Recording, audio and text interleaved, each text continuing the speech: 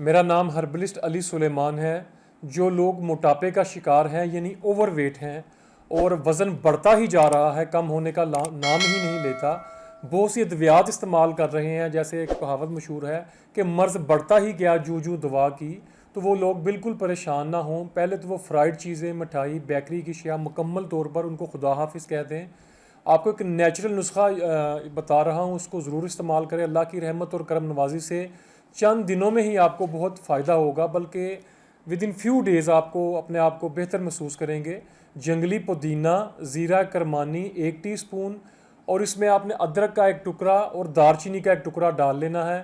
اس کو اچھی طرح پکائیں اور اس میں لیموں کے چھلکے بھی شامل کر لیں۔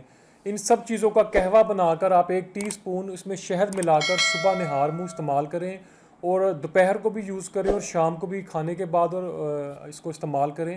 انشاءاللہ تعالیٰ 3 ہفتے کے اندر اندر آپ کا ویٹ ضرور کم ہوگا، بلکہ اس کو استعمال کرنے سے پہلے اپنا ویٹ کریں اور 3 ہفتے بعد دوبارہ ویٹ کریں، رزلٹ آپ کے سامنے ہوگا۔